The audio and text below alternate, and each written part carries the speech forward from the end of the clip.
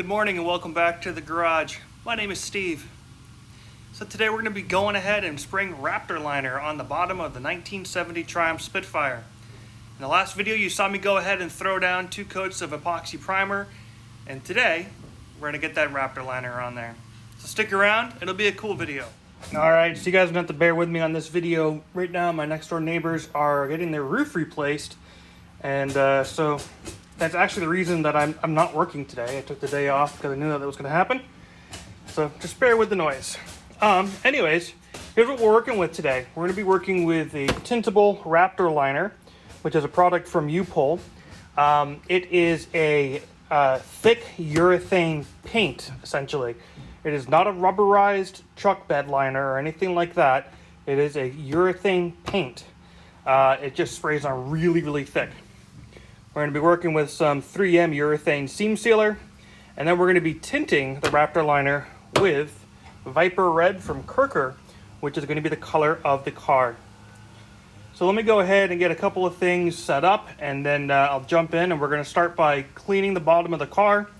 We're going to go ahead and scuff a few areas that have are going to receive the seam sealer, and then we're going to clean it, and then we're going to paint it. Check in with you. All right, so got to work with the noise, but it is what it is. I'm going to go ahead and put seam sealer along these seams here, and so the directions for the seam sealer do say to abate the surface a little bit. Granted, this stuff is still within that 5-day window to be able to go ahead and paint and top coat. I am going to go ahead and just give it a quick little scuff just for good measure. So I'm going to do that. I am going to seam seal along this weld line just because I know that there are a few little pinholes that I just, no matter what I've done, I've not been able to clear up. And I'm going to seam seal here, and I'm going to throw seam seal along here as well. And then I will probably also seam seal in and around these areas too. I see no harm in doing that. And then of course what I'll do is I will seam seal on the inside when I get to painting that, so that way it really has it sealed up from multiple directions. Let me go ahead and just kind of give this all a quick scuff, and then I'll wipe it down with some prep all, and then seam seal it, and then from there we'll get ready with the Raptor. All right, so I got the sanding bit done. I just really kind of gave it a quick scuff, and frankly the material is still nice and pliable, and I don't think it was really necessary, but we did it. So I've never worked with seam sealer before, and was reading the instructions, and they want you to use some $130, essentially what it looks like to me, a caulking gun. I'm going to try this. I hope this works. These tubes are about 18 bucks a piece, so it's not cheap, but I don't see why it wouldn't work. I don't know. I say that now, and I may regret it later. But let's go ahead and give it a start. So essentially what we need to do is remove this. So you unscrew the cap, drop it on the ground, and then they say to do is to remove this little tab, and that went exactly according to plan.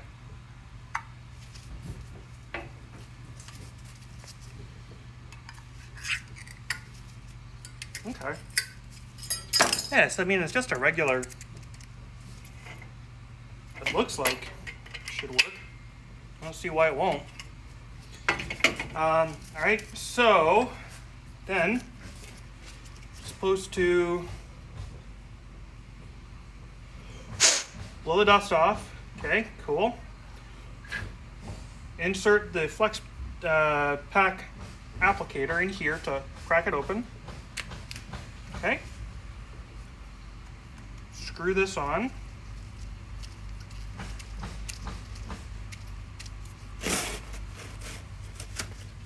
We'll just clean that bit off. And it says to cut off at the crimp, or at the crimp there. So let me get my knife.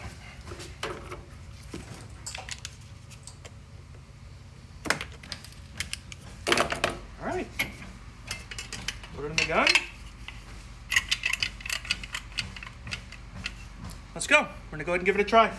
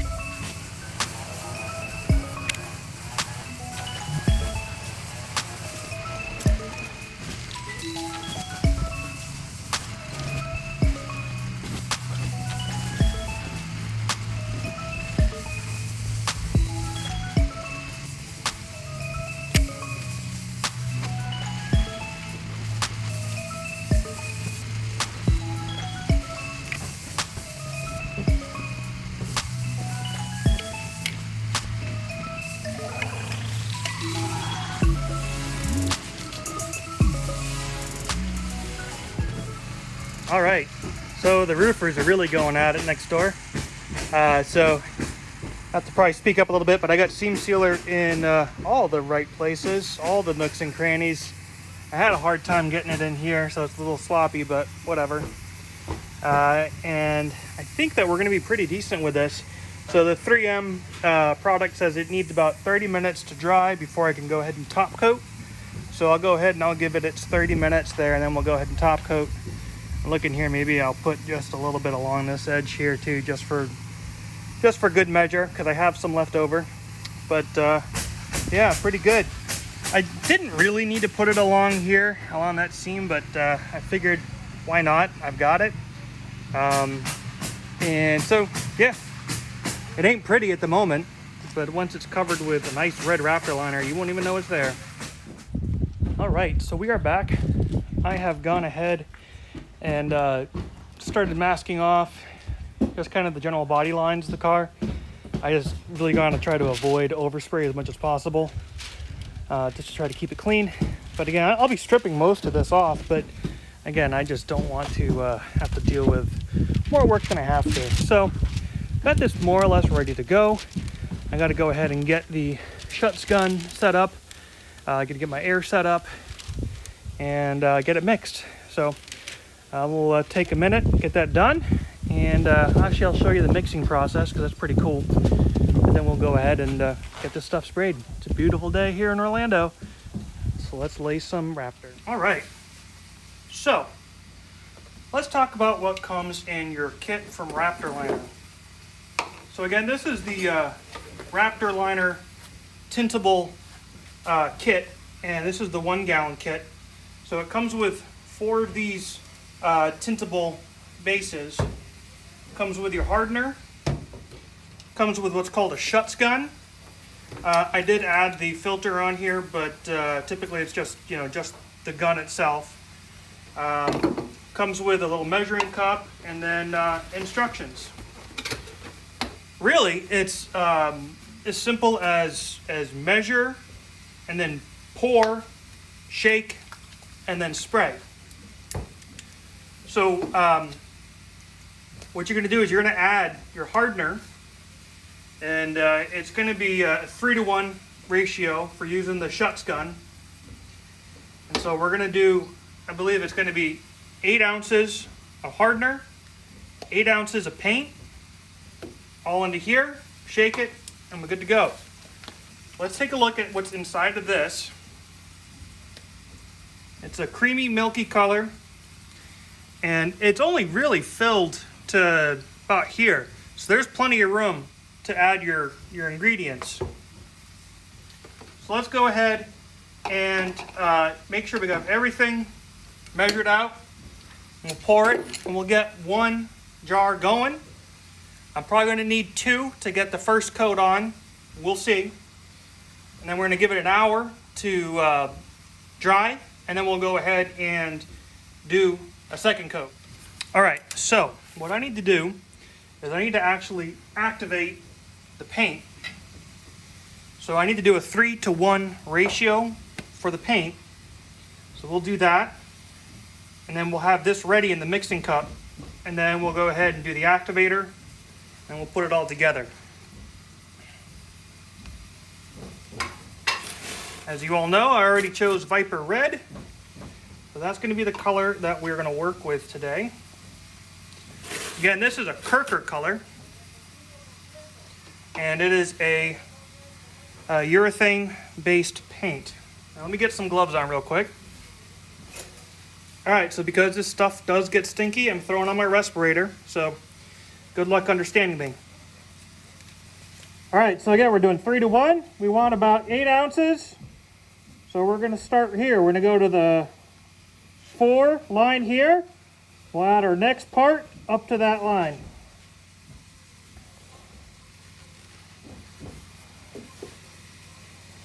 And we're going to try to not make a big mess. Put that off to the side. 3-to-1, going to go to the 4.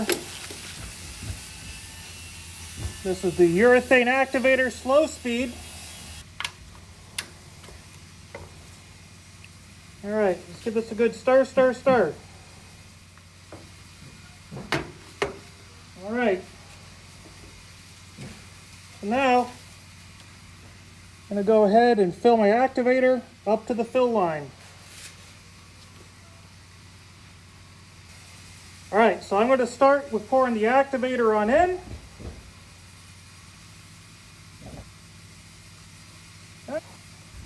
Next is going to be the color. It looks like there's not a whole heck of a lot of room in here for all this color, so I hope that this does the job.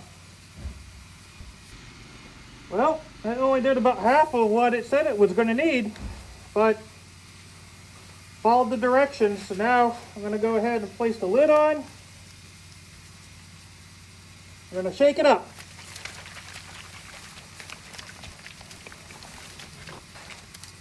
Thankfully, the pot life on that stuff's about 90 minutes. So I should be able to go ahead and leave that as is and use that for the second batch, and that actually kind of works out well. So as long as this color comes out the way that it should, I'll be happy. Let's just see how it is. Hey, it's actually kind of working. All right, I'll keep shaking.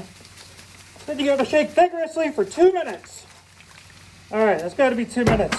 My arms are tired. Let's take a look. That's red. All right, let's get ready to do this. All right, no going back now.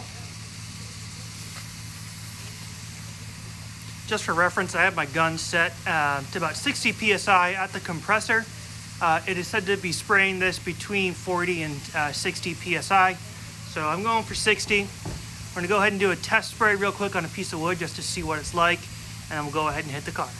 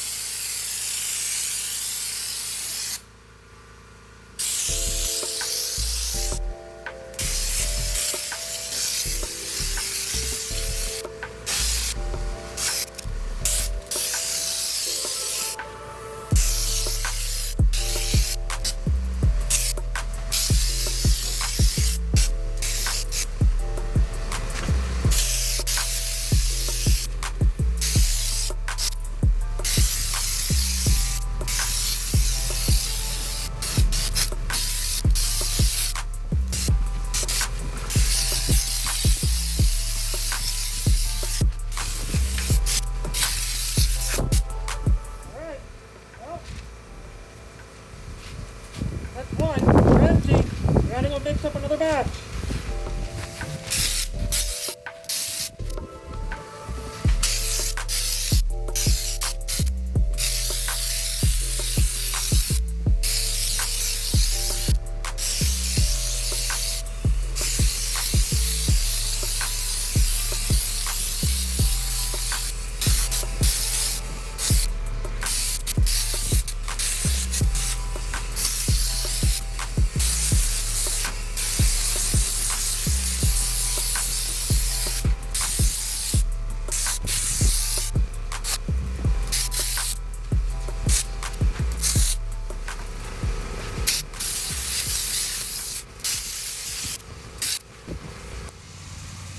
All right, that's coat 1 down.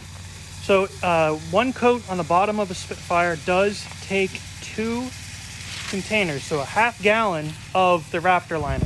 So for anybody looking to do this on their car, just know on the bottom of a Spitfire, it is 2 jugs, so a half gallon. So a 1 gallon kit is definitely the appropriate sized kit for this. But man, look at that color.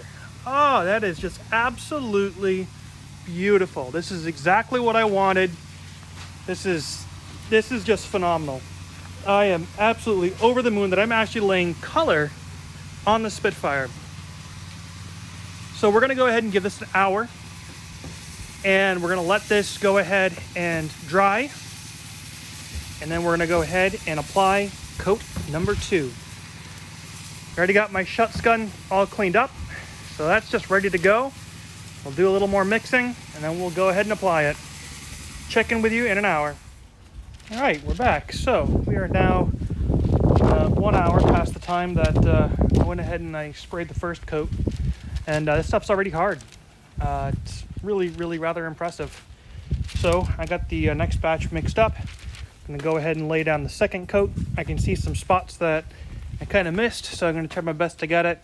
And then there are a couple of spots that I think I'm probably going to end up having to get with a paintbrush, just because they're really tight and kind of hard to get into, which is fine. So I'm going to have some leftover product, I'm sure, that I can then go ahead and just use to get those little corners.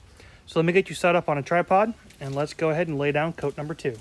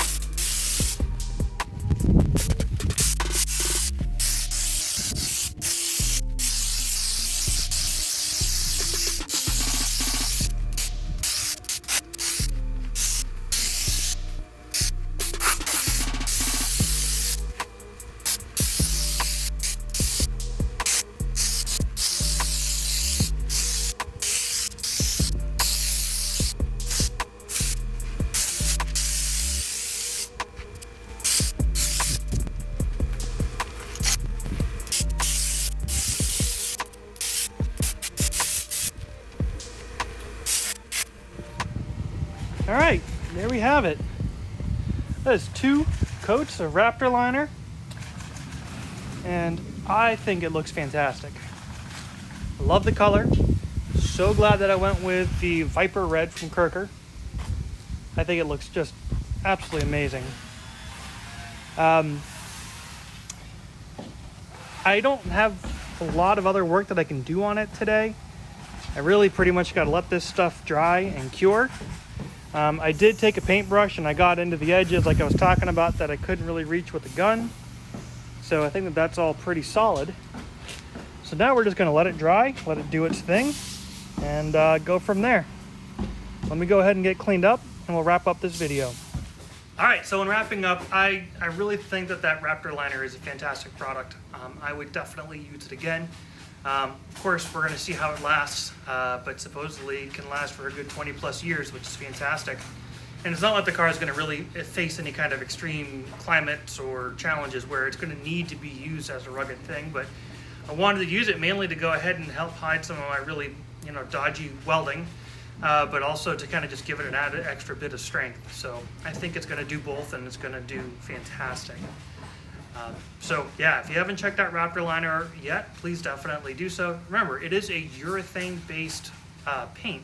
It's just a really thick paint. There are no rubber bits to it, so anyone that says it's a rubberized liner, it's not. It is a urethane-based liner. All right, well, that's going to wrap it up for this episode of Steve's Project Car Garage. Thanks so much for tuning in. Working with that Raptor Liner product has been absolutely incredible. I'm so excited to have that on the car.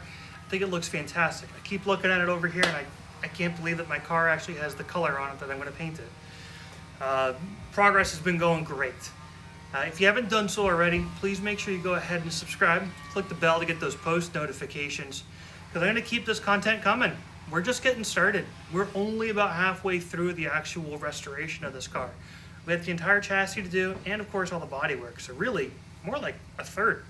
So I'm going to wrap it up for this one. I am actually going to go ahead and film another video today, so it's going to be a little bit out of order, but whatever, it's quite all right.